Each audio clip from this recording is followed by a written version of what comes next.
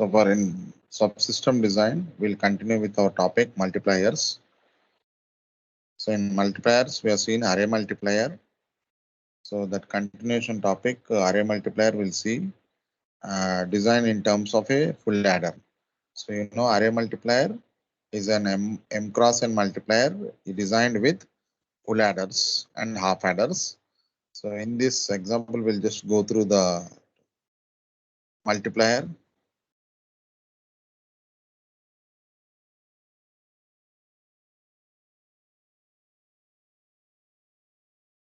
So you know the basic full adder consists of three inputs A and B and carry input C in and generates the sum S and carry C out.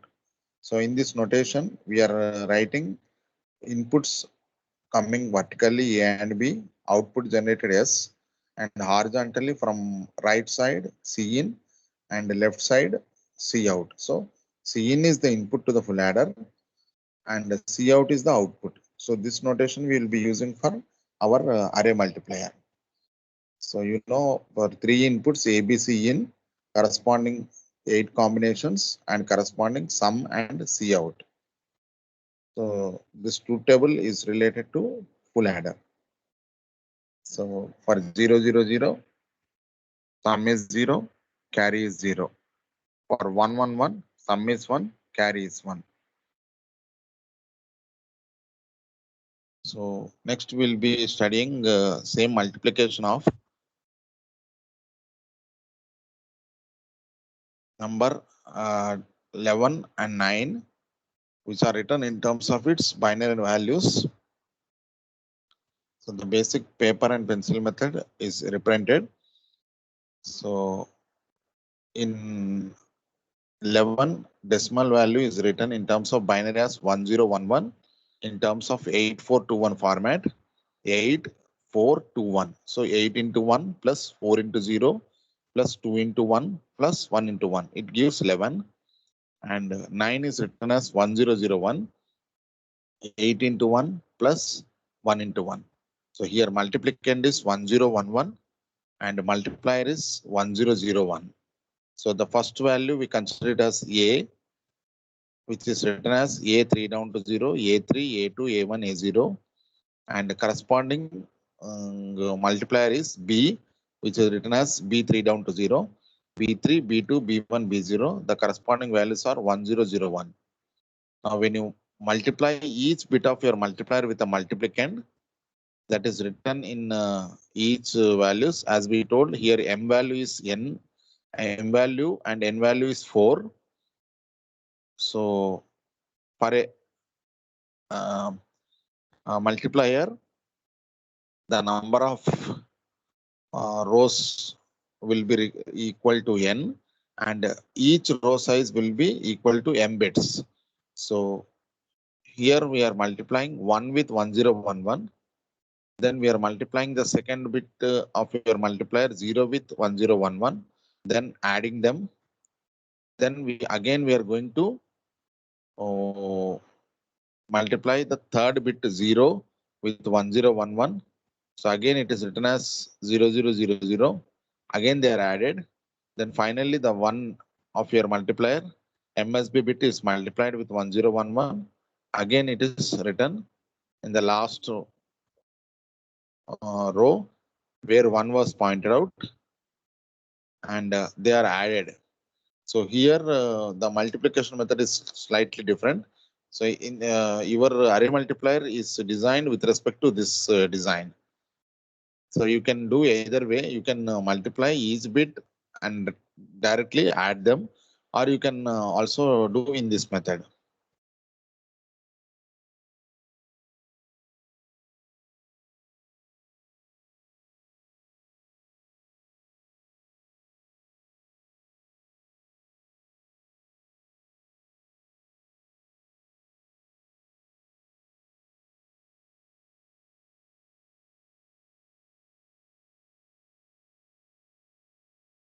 The basic thing is here we want to implement array multiplier using adders.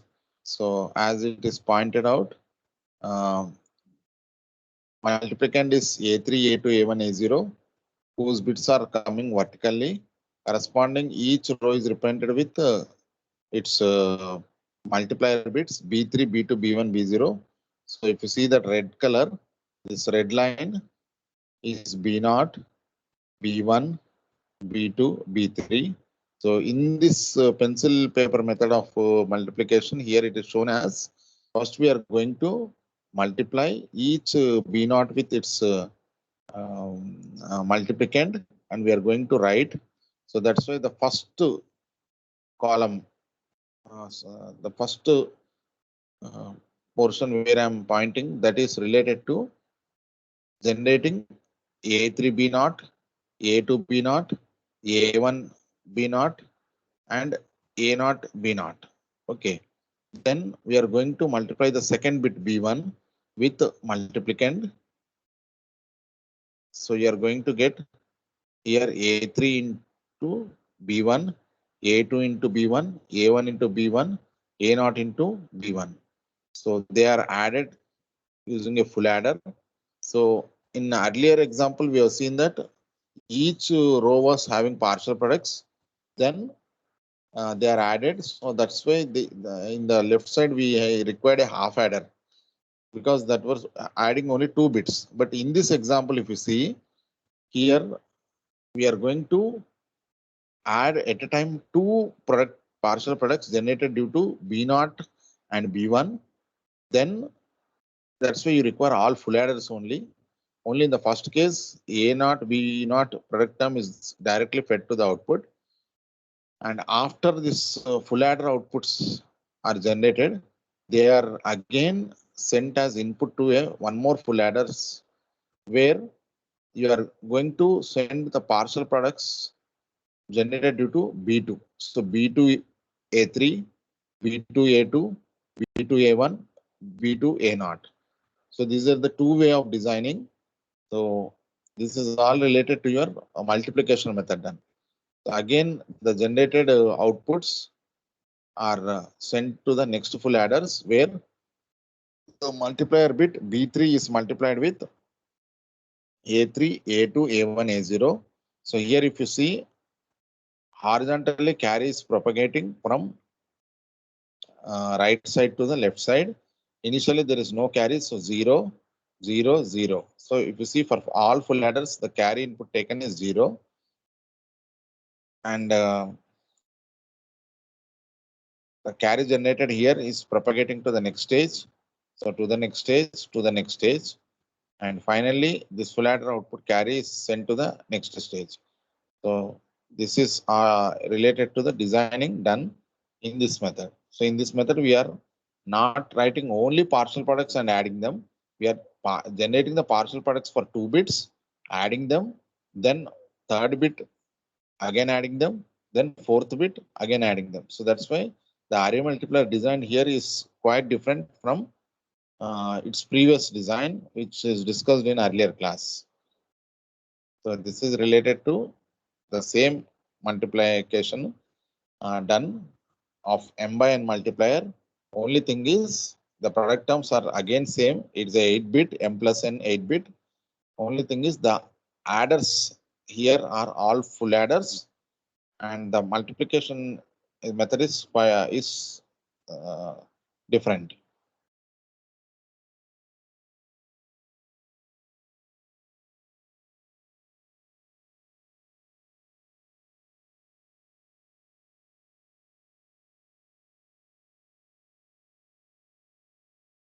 So based upon this array multiplier, its representation, if you see in the right side, we are going to multiply its the here multiplicand is taken as m and multiplier is taken as q. So array multiplier performing m and q. So m bit, if you see, it is written as m3, m2, m1, m0, and this m bit, every time whenever you multiply with its multiplicand q value, okay, that was uh, after you get the product term, this m bit is to be multiplied each time with its corresponding, because m bit is same, m3, m2, m1, m0 are they are same. Each time you are multiplying with its multiplicand, and they are, that is moving to the left side. So that's why the notation, if you see in the right side box, partial product coming from its previous stage is shown with this vertical line. Okay, and m bit, it is fed to an AND gate where corresponding row bit q is sent, and the product term, partial product term is generated, and partial product coming from its previous stage, they are both added using a full adder where a carry input is given and a carry out is taken out, and this m is again fed to the diagonally to the next row. Okay, and here the output of full adder is nothing but uh, outgoing partial product. So in the same way, if you see in the left side diagram, we are generating partial products PP0, PP1, PP2, PP3. So how that is done is the same notation, square box consisting of M3, M2, M1, M0 diagonally, and then in the next row also it is same, next row also it is same, next row also it is same. Means in the last row also diagonally M2 is diagonally M1 and diagonally M0. So if you see that first row, it is all zeros. Partial products are all zeros, but those output of full adder is acting as partial product to the next blocks. So wherever I'm pointing the cursor, so if you enlarge and see, the first row is all zeros. PPI is all zeros, but PPI plus 1 is fed as input to the next partial products, and Q0, Q1, Q2, Q3 are fed horizontally to each of your full adders, where the product terms are calculated, and carry-ins to the all stages are taken as 0. So this is your multiplier. The above part is multiplicand. So this is one more way of representing your array multiplier using the design symbolic notation used for full adders.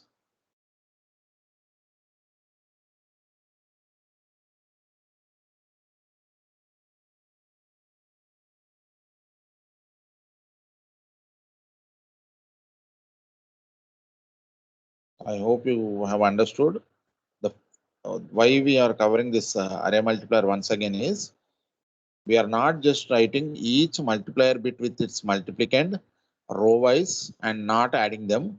Here two bits, first multiplier bit is multiplied, then second multiplier bit is multiplied, and they are added.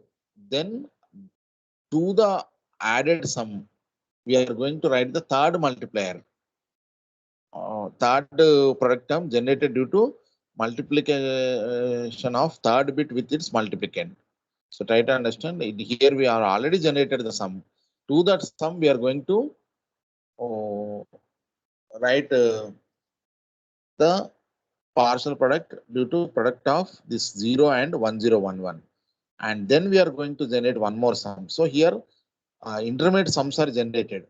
So intermediate sums are generated, then they are added. So that's why the hardware architecture is different here. So partial products generated due to B0 product with multiplicand, partial product generated due to B1 with multiplicand, they are added. Then partial products generated due to B2, they are added. So whatever the sum is generated, to that sum we are going to again add the partial products due to B3. So it's not that all partial products added at a time. Two partial products generated due to first two bits B1, B0 are added. Then to that intermediate sum, we are going to add one more partial product generated due to B2.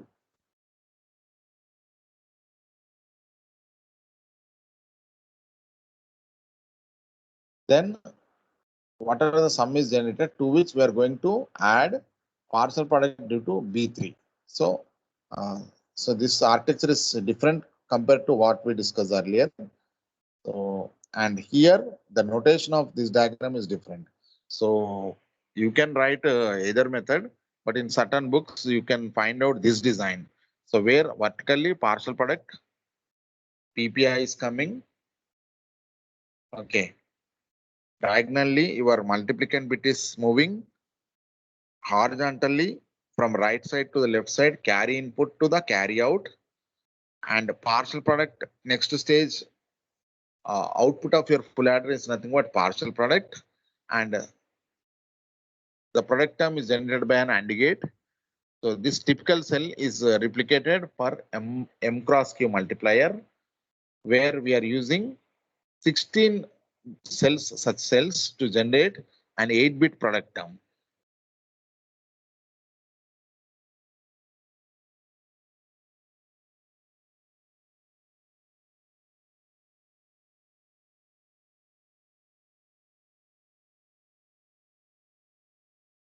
Kindly go through the diagram, enlarge and see the right side design.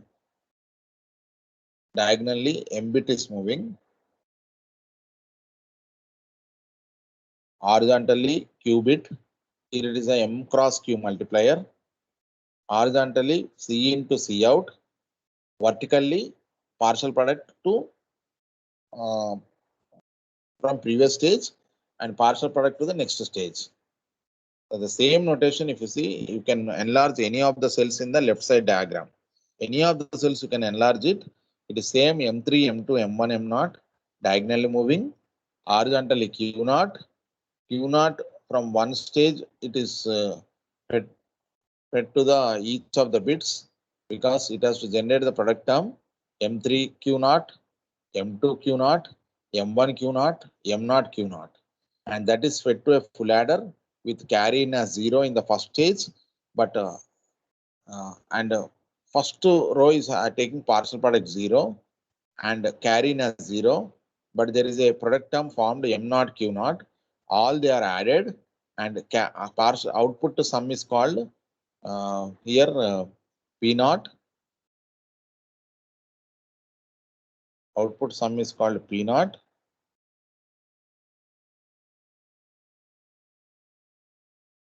And this output of first adder is nothing but carry into the next stage.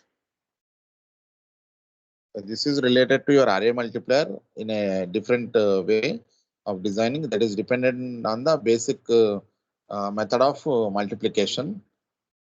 So here we are going to use 16 cells, and each cell is consisting of full adder and an AND gate. So this is related to multiplication of M by N bits, binary numbers, each of M and N size,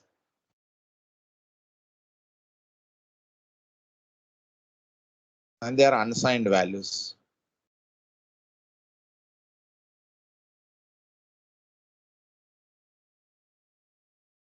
So next we are going to see multiplication of two numbers which are signed values. Okay, if you want to multiply with a signed value, till now it is two unsigned numbers. So it is, if there is a signed value, how to multiply it? Okay.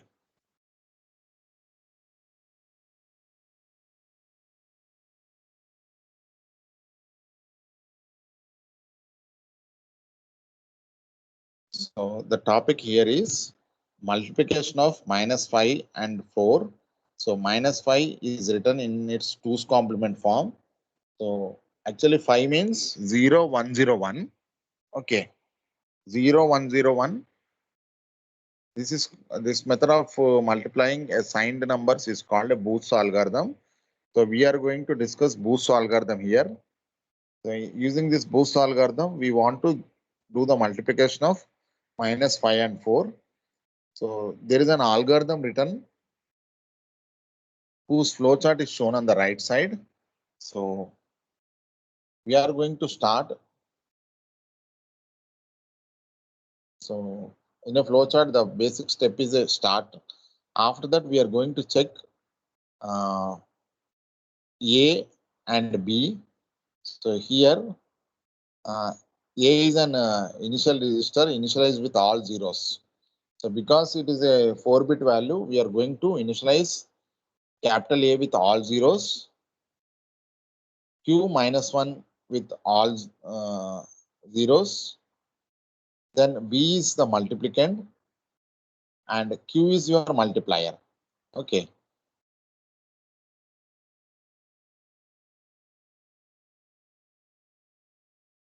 Capital Q is the multiplier and count value is initialized to N.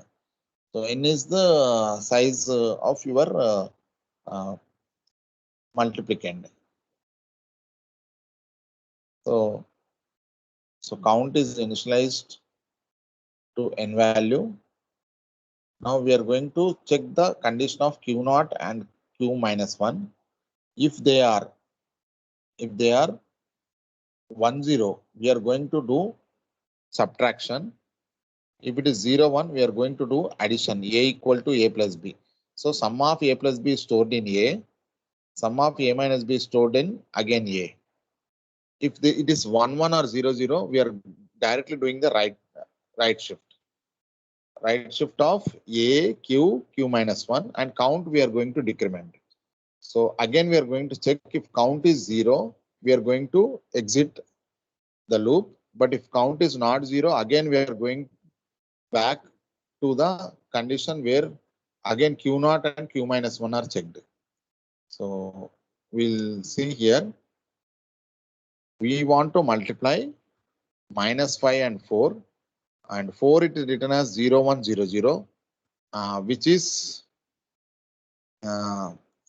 your capital Q. 0, 1, 0, 0 is your capital Q. And minus 5 is written in its 2's complement as 1, 0, 1, 1.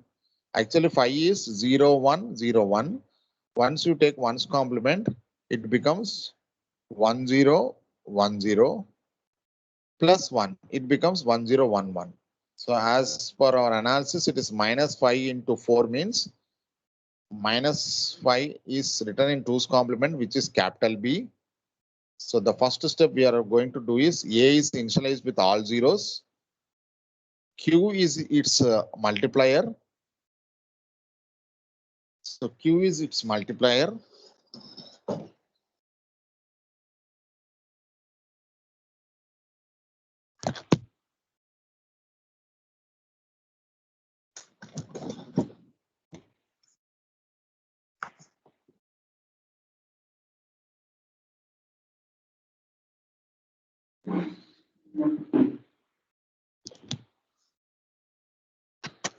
Q is its multiplier. So Q is initialized with multiplier 4, which is 0, 1, 0, 0. A is initialized with 0. Q minus 1 bit is also initialized with 0. Q is nothing but your multiplier, which is 0, 1, 0, 0. Multiplicand is capital B, which is 0, 1, 0, 0. This is the initial operation. So next what we have to do is we are going to initialize count. Then we are want to check it Q naught, Q minus 1. What is Q naught? The pointed out bits 0, 0. If you see, it is 0, 0. But if it is 0, 0, what we have to do? We have to go for count minus 1 and we have to do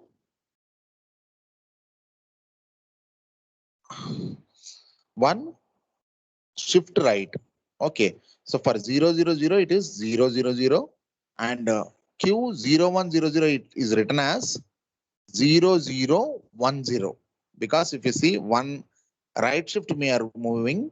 So first 0, 1, 0, 0 becomes 0, 0, 1, 0. And this last Q naught bit stores in Q minus 1. And that is your operation of right shift. So again, if you do one right shift only in Q 0, 1, 0, 0, it becomes 0, 0, 1, 0. And remaining everything is same because Q naught bit is 0. Again, Q minus 1 bit is also 0. So again, it is the same case, Q0, Q minus 1 checking. So when you check it, both are again 0, 0. So when again, if they are 0, 0, we'll go for again one more shift right. So once it is shift right, so the second step is again A is shifted right, and 0, 0, 1, 0 becomes 0, 0, 0, 1. And Q minus 1 becomes 0. And in the third step, again, we want to check for Q naught and Q minus 1, which is now 1, 0. So here you see it is 1, 0. So once it is 1, 0, we have to go for doing the logic of A is saved with A minus B. So till now A was all zeros. Now we have to go for A is equal to A minus of B. So what is B? It is 1, 0, 1, 1. Okay. So B was 1, 0, 1, 1. And this you have to do as condition of Q naught, and Q minus 1 is 1, 0. So phi is written as 1, 0, 0, 1, 0, 1. Phi is written as 0, 1, 0, 1.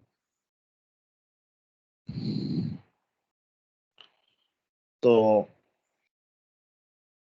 A equal to A minus B becomes 0, 1, 0, 1. Okay. So it is A minus B means it is 0, 1, 0, 1. And the condition operation done is A equal to A minus B. So already B we have taken as minus 5. So when it is A equal to A minus B, it becomes 5, which is written as 0, 1, 0, 1.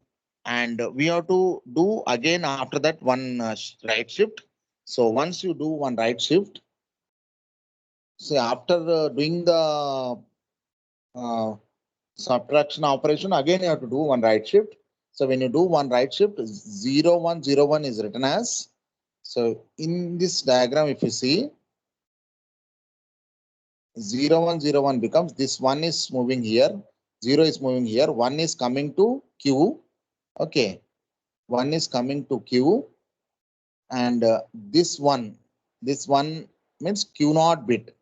This one Q naught bit is moving to the Q minus 1 bit. So if you see here, Q naught bit is moving to Q of minus 1. Okay, Q naught bit is moving to Q of minus 1. And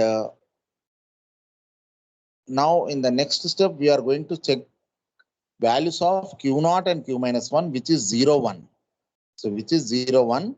So when it is 0, 1, from the flow chart, it is A equal to A plus B. So already A is 0, 0, 1, 0. Okay. Already A is 0, 0, 1, 0 plus B. So B is 1, 0, 1, 1. So when you add it, 1, 1 plus 1, 0 plus 1, 1. So it becomes 1, 1, 0, 1. Okay, you just add 0, 0, 1, 0 plus 1, 0, 1, 1. It becomes 1, 1, 0, 1. Write Q as same. Q minus 1 is same. This is the condition for A equal to A plus B. But again, after that, again, you have to do one more right shift. So when you go for a right shift operation, 1, 1, 0, 1 becomes, okay, 0 is moved here, 1 is moved here, 1 is moved here. Okay. And 1 triple 0 becomes 1, 1, 0, 0, because here if you see, A is having last bit as 1. Okay. Once you do the right shift, 0 is placed in the LSB, and this 1, 1, 1, 0, 1 is consisting of LSB bit 1 that is moved to Q3 bit. And like that, your Q minus 1 is coming with 0. Okay. So now if you see this value here, now by the time you come to this condition, we have done one right shift here. Okay. One more right shift here, one more right shift here, one more right shift here. By the time you do 4 right shifts, count value becomes 0. Okay. So now this is your final value of your multiplication of -5 with 4, which is -20, and the value is in. So actually -5 into 4 is -20, and the value we are going to get it is in 2's complement form, and that you can verify it.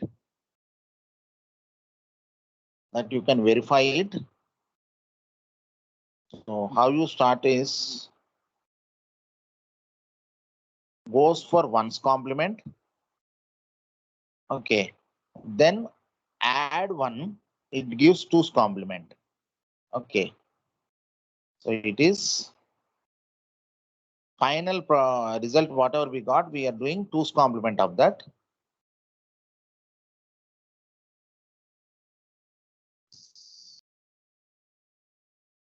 So which is plus 20. It is in 16, 8, 4, 2, 1 format. Okay, you can go for the position value 16, 8, 4, 2, 1 format. So this is plus 20. Okay.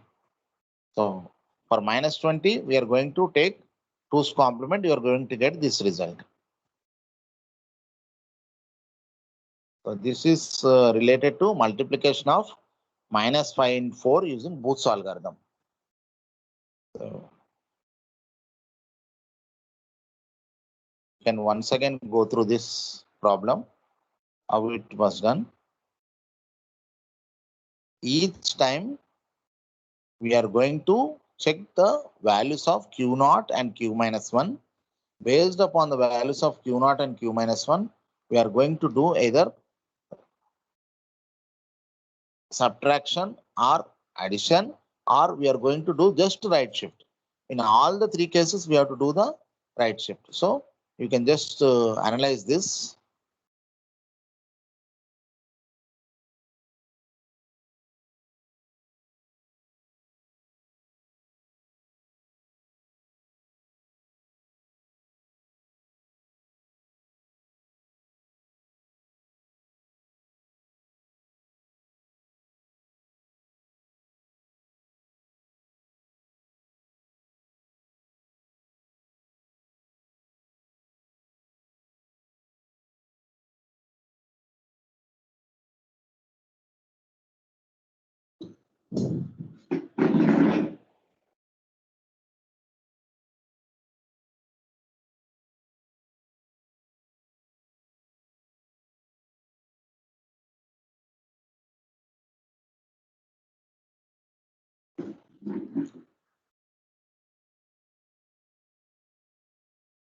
So A was initialized with all zeros. Q is the multiplicand bit, with multiplier bit, which is 0, 1, 0, 0. Q minus 1 is initialized to 0. And first one, we have to go for initial operation.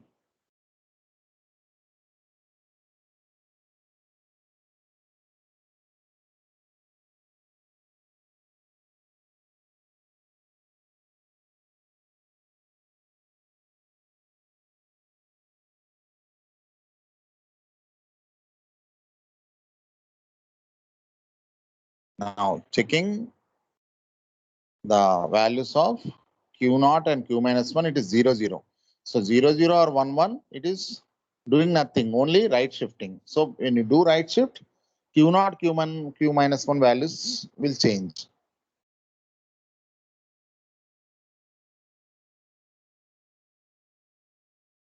And in each right shift, you have to decrement the value of n value.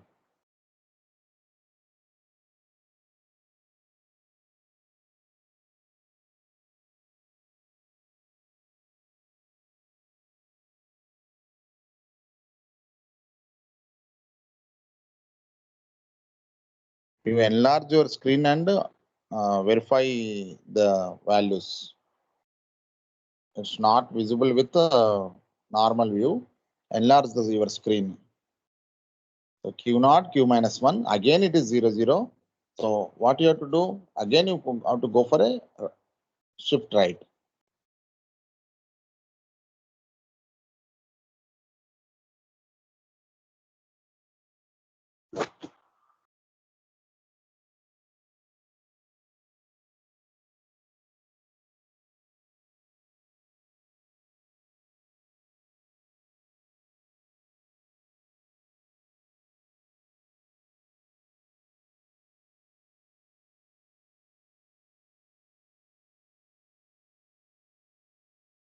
So here if you see, after two right shifts, the Q naught, Q minus 1 is becoming 1, 0. So once it is 1, 0, it is A equal to A minus B.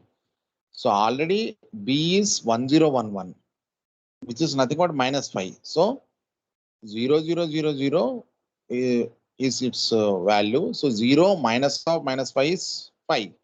So that's why A equal to A minus B becomes 5, which is written as 0, 1, 0, 1. 0, 1, 0, 1. So in the third stage, we are going to write it as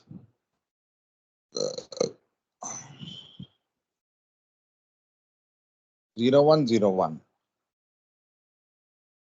And writing the values same and telling the condition is A equal to A minus B. Now we have to go for one more shift right, and each shift right we are going to decrement the value of n. So when you shift it, it becomes 0, 1, 0, 1 becomes 0, 0, 1, 0. It is right shift. 0, 1, 0, 1 becomes 0, 0, 1, 0. And the A naught bit, LSB bit is moved to MSB of Q. You can observe there 0, 0, 0, 1 was, now it is 1, 0, 0. And Q naught bit is moved to Q minus 1. So here it is 0, 1 case. So from the flow chart, it is A equal to A plus B. So A equal to A plus B means already A is 0, 0, 1, 0. So and B is 1, 0, 1, 1. So you just add 0, 0, 1, 0 plus 1, 0, 1, 1.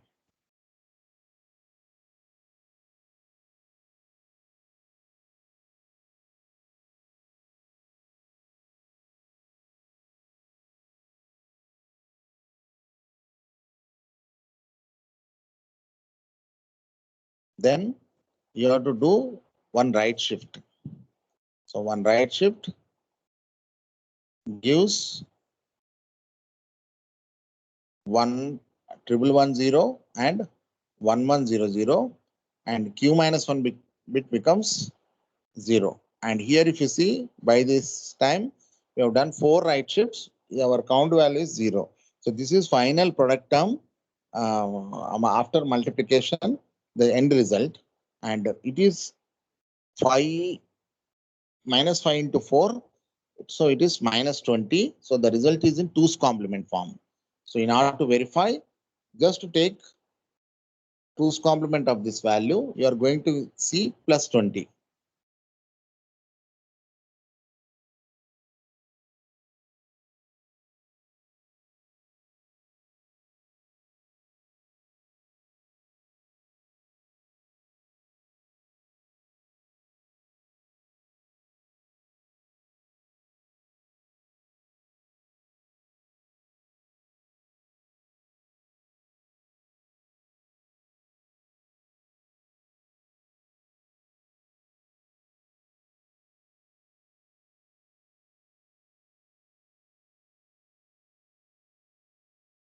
So in the subsystem design, we are left over with our final subsystem design counters. So counter is a combinational circuit. Sorry,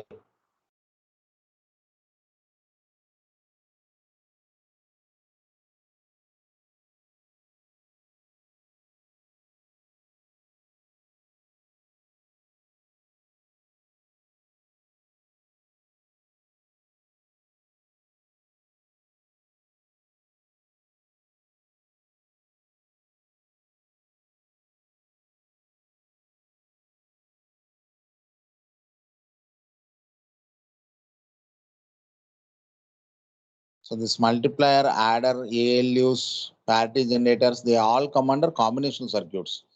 Combination circuits are one for which output depends upon the present input. Sequential circuits are one where output depends upon present input and its state. Okay, so its state is brought from the past values. So we will discuss about counters now.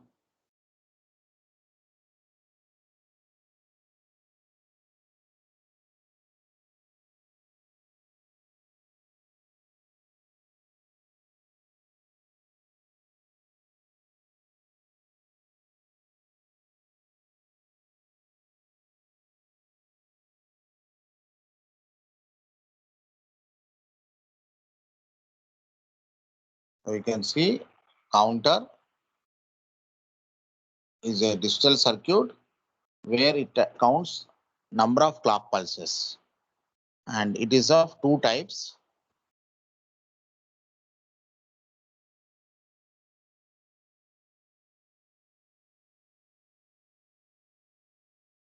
Synchronous and asynchronous.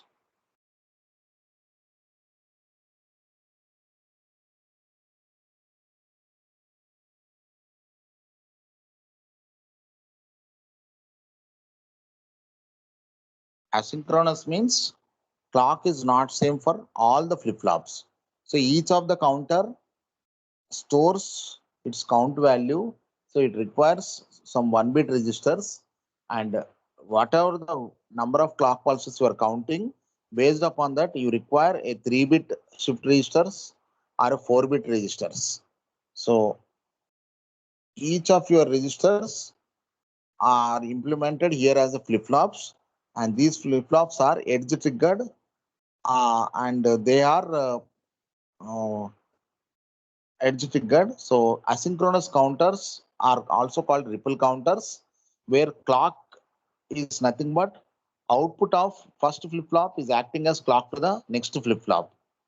So if you take a 3-bit flip-flop, so 3 flip-flops connected in such a way that only first flip-flop will get the clock. Remaining flip-flops are going to get clock from its previous stage output. Whereas synchronous counters means all the flip-flops you are going to operate with a single clock. So whenever clock transition takes place, either way, either it just 0 to 1 or 1 to 0, based upon that, it is going to how you design it. Okay. So they are positive edge triggered and negative edge triggered.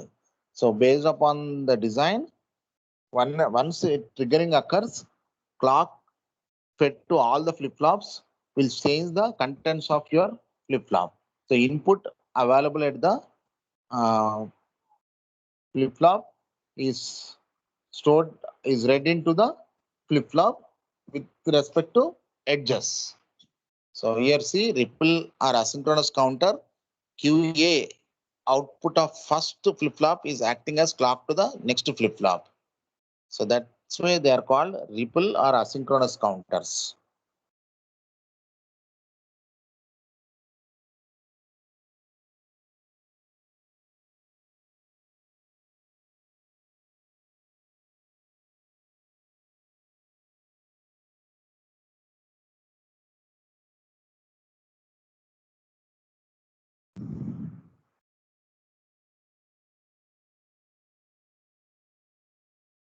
So for synchronous counter, we have shown there itself, and the arrow was pointed to the synchronous counter. If the same clock is fed to all the flip-flops, it is synchronous. If output of one flip-flop is fed as input to the next flip-flop, it is called asynchronous.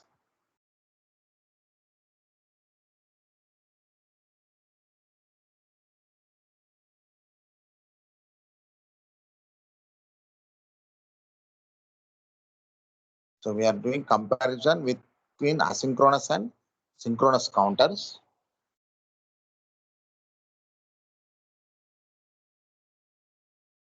Flip-flops are connected in such a way that output of first flip-flop drives or acts as clock to the next flip-flop. So that is asynchronous. If there is no connection between output of first flip-flop and clock of next flip-flop, that is synchronous. In the other way, it is nothing but clock fed to each flip-flop is same. Flip-flops are not clocked synchronously in asynchronous. You see the second point of your asynchronous. They are not clocked simultaneously. Here, they are clocked simultaneously. Okay. Here, no need of any analysis. You take 3-bit, 4-bit, or 8-bit. Just one output of one flip-flop is acting as clock. So with respect to clock transitions, your contents of your flip-flop will vary. So like that, you can make it to act as an up counter or down counter. So it is a simple design. Circuit is very simple. But if you go for a synchronous counter, you need to consider its present state and next state, because clock is same, and if you want to make it as act as a up counter or down counter, you have to see what is its present state, write down the next state, and decide the excitation table corresponding inputs. Okay, so which flip flop you are selecting, you can select a D flip flop, T flip flop, or JK flip flop depending on the design. So for asynchronous counter, speed is slow as clock is propagated through number of stages.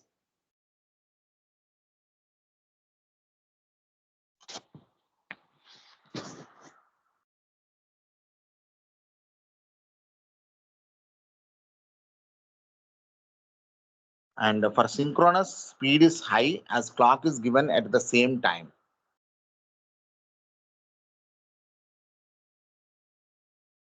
Speed is high as clock is given at the same time.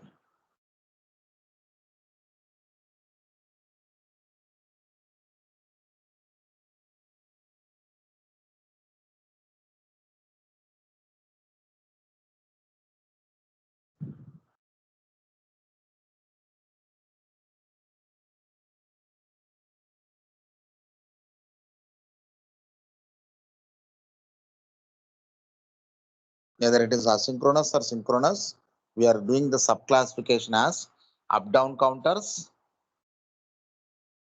up counters, down counters. What is up counter? The output contents, if you take a 3-bit counter, it is an up counter, then the contents will vary from 0, 1, 2, 3, so on. If it is a 3-bit count flip-flop, it will count up to 7.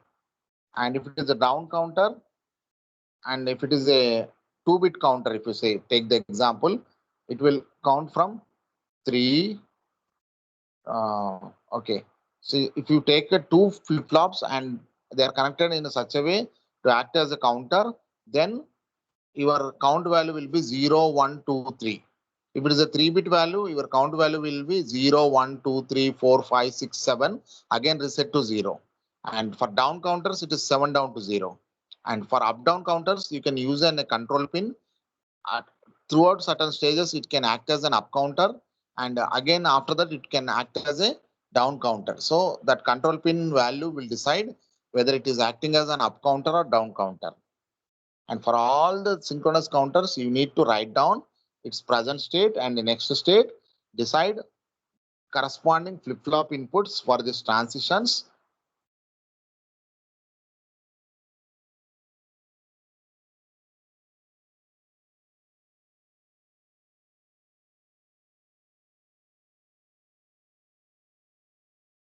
So this is related to your counters.